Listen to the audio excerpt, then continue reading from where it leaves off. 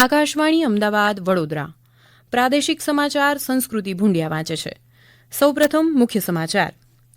900 કરોડ રૂપિયાની એકંદર પુરાંત અને 9,821 કરોડ રૂપિયાની મહેસૂલી પુરાંત દર્શાવતું અંદાજપત્ર વિધાનસભામાં રજૂ. કરવેરા યથાવત 754 કરોડ રૂપિયાની કર રાહતો. નવસારી, ગાંધીધામ, મોરબી, વાપી, આણંદ, મહેસાણા અને સુરેન્દ્રનગર વઢવાણને મહાનગરપાલિકાનો દરજ્જો આપવાની જાહેરાત. વિદ્યાર્થીઓના અભ્યાસને પ્રોત્સાહન માટે નમો લક્ષ્મી અને નમો સરસ્વતી યોજના તથા સગર્ભા અને ધાત્રી માતાઓ માટે નમો શ્રી યોજનાની જોગવાઈ. મુખ્યમંત્રી ભૂપેન્દ્ર પટેલે બજેટને સમાજના તમામ વર્ગોનો વિકાસ સુનિશ્ચિત કરતું બજેટ ગણાવ્યું. બજેટ અંગે રાજકીય પક્ષો દ્વારા સંવિસ્તૃત પ્રતિક્રિયા ભાજપે બિરદાવ્યું, જ્યારે કોંગ્રેસે નિરાશાજનક ગણાવ્યું. વેપારી મહામંડળોએ બજેટને આવકાર આપ્યો અને પોલીસ, ફાયર બ્રિગેડ અને બીજી ઇમરજન્સી સેવાઓ માટે નવો ટોલ ફ્રી નંબર 112 જાહેર કર્યો. સમાચાર વિગતવાર. નાણામંત્રી કનુભાઈ દેસાઈએ આજે ગુજરાત વિધાનસભામાં 900 કરોડ રૂપિયાની એકંદર પુરાંત અને 9,821 કરોડ રૂપિયાની મહેસૂલી પુરાંત દર્શાવતું આગામી નાણાકીય વર્ષનું અંદાજપત્ર રજૂ કર્યું છે. તે અનુસાર 3,32,465 કરોડ રૂપિયાનું કદ અંદાજવામાં આવ્યું છે. અંદાજપત્રમાં 754 કરોડ રૂપિયાની કર રાહતો જાહેર કરવામાં આવી છે. તે અનુસાર અંદાજપત્રમાં નોંધાયેલી સહકારી ધિરાણ મંડળીઓમાંથી 50,000 સુધીના ધિરાણ ઉપરની સ્ટેમ્પ ડ્યુટી માફ કરવામાં આવી છે. આ ઉપરાંત 8 વર્ષથી જૂના ભંગાર જાહેર થતા વાહનો પરનો મોટર વાહન વેરો, વ્યાજ, દંડ અને પડતર વસૂલાત 1 વર્ષ માટે માફ કરવાની જાહેરાત કરાઈ છે. અંદાજે 52,000 વાહનધારકોને 700 કરોડ રૂપિયાની રાહત આપવામાં આવી છે. નાણામંત્રીએ જણાવ્યું કે ગુજરાતે જીએસડીપીમાં 14.89% વિકાસ દર હાંસલ કર્યો છે. દેશના જીડીપીમાં રાજ્યનો ફાળો આજે 8.2% થયો છે. રાજ્યની માથાદીઠ વાર્ષિક આવક વધીને વર્ષ 2022-23માં 2,73,558 રૂપિયા નોંધાઈ છે, જે દેશની સરેરાશ રાષ્ટ્રીય આવક કરતાં 50% વધારે છે. દેશના જીડીપીમાં રાજ્યની હિસ્સેદારી 10% જેટલી છે. રાજ્યની હાલની અર્થવ્યવસ્થાને 2047 સુધીમાં $3.5 ટ્રિલિયન કરવાની નેમ નાણામંત્રીએ દર્શાવી છે. બાળકો અને માતાઓની શારીરિક અને માનસિક તંદુરસ્તી માટે સુપોષિત ગુજરાત મિશનની જાહેરાત કરી છે. કિશોરીઓના પોષણ, આરોગ્ય અને શિક્ષણને પ્રોત્સાહન આપવા અંદાજપત્રમાં નમો લક્ષ્મી યોજનાની જાહેરાત કરી છે. સરકારે નવસારી, ગાંધીધામ, મોરબી, વાપી, આણંદ, મહેસાણા અને સુરેન્દ્રનગર વઢવાણમાં મહાનગરપાલિકાનો દરજ્જો આપવાની જાહેરાત કરી છે. સગર્ભા ધાત્રી માતાઓને પોષણક્ષમ આહાર મળી રહે તે માટે નમોશ્રી યોજનાની જાહેરાત કરી છે. આ યોજના અંતર્ગત SC, ST અન્ન સુરક્ષા યોજના અને PM જન આરોગ્ય યોજના સહિતના લાભાર્થી સગર્ભા મહિલાઓને 12,000 રૂપિયાની સહાય આપવામાં આવશે. દૂધ સંજીવની યોજના હેઠળ શાળાઓમાં લાભાર્થી બાળક અને મહિલાને અઠવાડિયામાં 5 દિવસ દૂધ આપવામાં આવશે. PM પોષણ યોજના અંતર્ગત ચાલતી મધ્યાહન ભોજન યોજનામાં આદિજાતિ અને પછાત 78 તાલુકાઓમાં મધ્યસ્થ રસોડાનું આયોજન કરવામાં આવશે.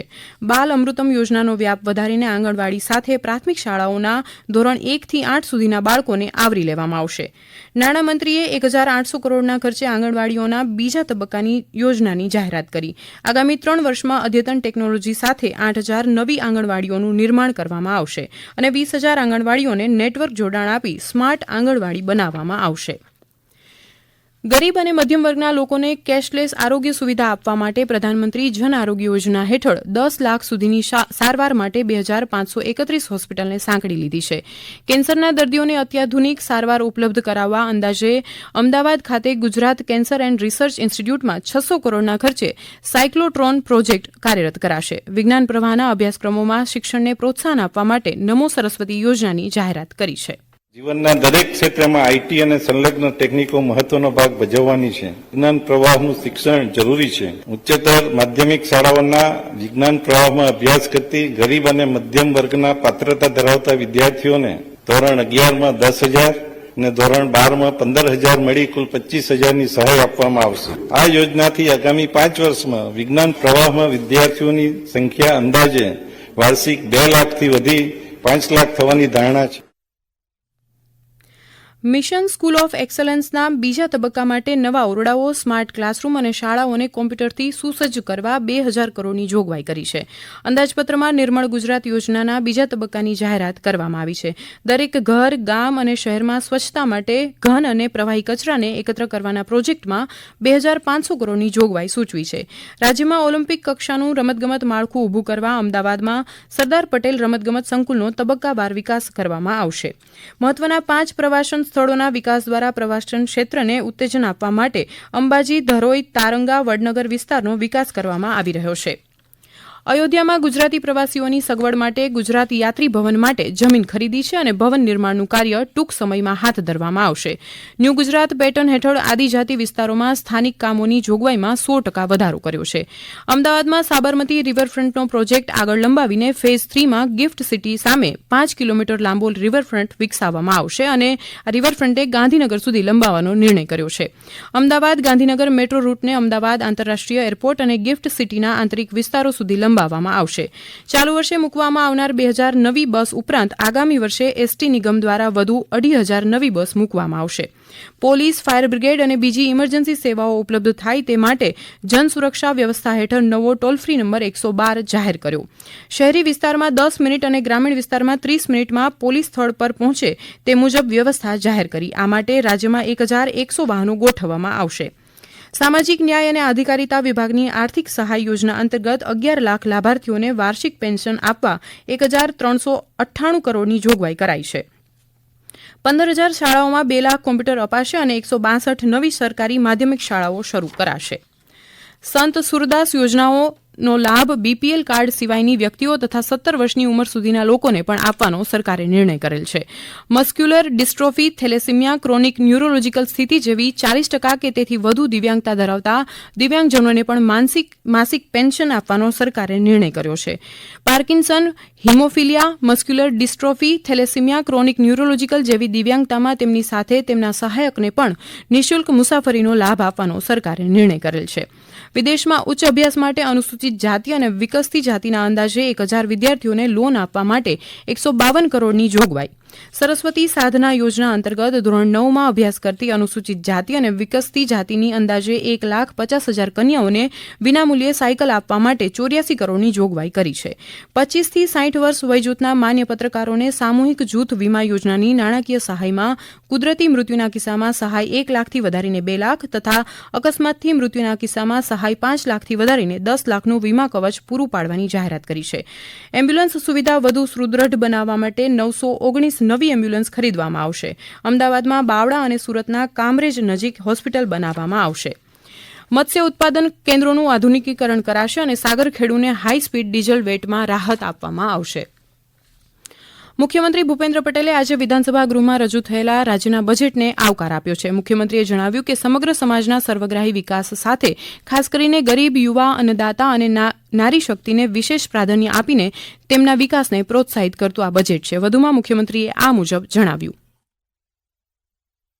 આપણે ગુજરાતને આવનારા દિવસોમાં 5G ગુજરાત બનાવવાની દિશા લીધી છે. આપણી ભાવિ પેઢી પોષણક્ષમ હોય, સ્વસ્થ હોય, તેમાંય માતાઓ અને બાળકોના સંગીન સ્વાસ્થ્યને અગ્રતા આપતા સુપોષિત ગુજરાત મિશન જાહેર કર્યું છે. આપણે દીકરીઓના પોષણ, આરોગ્ય અને શિક્ષણ ત્રણેયને પ્રોત્સાહિત કરવાનો હોલિસ્ટિક એપ્રોચ અપનાવ્યો છે. આ માટે 3 નવી યોજનાઓ નમો લક્ષ્મી યોજના, નમો સરસ્વતી યોજના અને નમો શ્રી યોજના જાહેર કરી છે. ગુજરાત વિધાનસભામાં આજે રજૂ કરાયેલા રાજ્યના બજેટને ભાજપ પ્રદેશ પ્રમુખ સી.આર. પાટીલે આવકાર્યું છે. તેમણે બજેટમાં સમાજના 4 વર્ગો ગરીબ, યુવા, ખેડૂત અને નારી શક્તિના ઉત્કર્ષને વિશેષ પ્રાધાન્ય આપતી નવી યોજનાઓ તેમજ વિકાસલક્ષી જોગવાઈઓને બિરદાવી હતી. દરમિયાન કોંગ્રેસ પક્ષના નેતા અમિત ચાવડાએ બજેટ અંગે પ્રતિભાવ આપતા જણાવ્યું કે પોલીસ, ડોક્ટર અને શિક્ષકોની નવી ભરતી અંગે બજેટમાં કોઈ આયોજન દર્શાવવામાં આવ્યું નથી. તો બીજી તરફ આમ આદમી પાર્ટીએ કહ્યું કે બજેટમાં ખેડૂતો અને ગામડામાં વસતા લોકોને માટે મોટો ફાયદો થશે નહીં. રાજ્યના વિવિધ ક્ષેત્રના વેપારી મહામંડળોએ આજે આ બજેટને આવકાર્યું છે. ગુજરાત વેપારી અને ઉદ્યોગ મહામંડળ જીસીસીઆઈ એ આ બજેટને બિરદાવ્યું છે. જીસીસીઆઈના પ્રમુખ અજય પટેલે જણાવ્યું છે કે આ બજેટ ગુજરાતને ગ્લોબલ, ગતિશીલ તેમજ ગ્રીન બનાવશે. ગ્રામીણ વિસ્તારોમાં સામાજિક સાહસિકોને પ્રોત્સાહન આપવા માટે ગુજરાત સોશિયલ એન્ટરપ્રાઇઝ ફંડની રચનાની જાહેરાત પણ તેમણે આવકારી હતી. સરકારે નવસારી, ગાંધીધામ, મોરબી, વાપી, આણંદ, મહેસાણા અને સુરેન્દ્રનગર વઢવાણમાં મહાનગરપાલિકાનો દરજ્જો આપવાની જાહેરાત કરી છે. જે અંતર્ગત સુરેન્દ્રનગર નગરપાલિકાના પ્રમુખ જિજ્ઞાબેન પંડ્યાએ જણાવ્યું કે મહાનગરપાલિકા બનવાથી લોકોની સુખાકારીમાં વધારો થશે અને વિકાસને નવી ગતિ મળશે. ગુજરાત વિધાનસભાના સભ્યો માટે બજેટ સત્રની પ્રક્રિયાને લગતા વિવિધ પાસાઓને આવરી લેતી એક દિવસીય કાર્યશાળા યોજાઈ ગઈ. વિધાનસભા અધ્યક્ષ શંકર ચૌધરી, મુખ્યમંત્રી ભૂપેન્દ્ર પટેલ અને સંસદીય બાબતોના મંત્રી ઋષિકેશ પટેલે કાર્યશાળાનો શુભારંભ કરાવ્યો હતો. અંતમાં મુખ્ય સમાચાર ફરી એકવાર. 900 કરોડ રૂપિયાની એકંદર પુરાંત અને 9,821 કરોડ રૂપિયાની મહેસૂલી પુરાંત દર્શાવતું અંદાજપત્ર વિધાનસભામાં રજૂ. કરવેરા યથાવત. 754 કરોડ રૂપિયાની કર રાહતો. નવસારી, ગાંધીધામ, મોરબી, વાપી, આણંદ, મહેસાણા અને સુરેન્દ્રનગર વઢવાણને મહાનગરપાલિકાનો દરજ્જો આપવાની જાહેરાત. વિદ્યાર્થીનીઓના અભ્યાસને પ્રોત્સાહન માટે નમો લક્ષ્મી અને નમો સરસ્વતી યોજના તથા સગર્ભા અને ધાત્રી માતા માટે નમોશ્રી યોજનાની જોગવાઈ. મુખ્યમંત્રી ભૂપેન્દ્ર પટેલે બજેટને સમાજના તમામ વર્ગોનો વિકાસ સુનિશ્ચિત કરતું બજેટ ગણાવ્યું. બજેટ અંગે રાજકીય પક્ષો દ્વારા સંમિશ્રિત પ્રતિક્રિયા. ભાજપે બિરદાવ્યું જ્યારે કોંગ્રેસે નિરાશાજનક ગણાવ્યું. આકાશવાણીના અમદાવાદ વડોદરા કેન્દ્ર પરથી પ્રાદેશિક સમાચાર પૂરા થયા.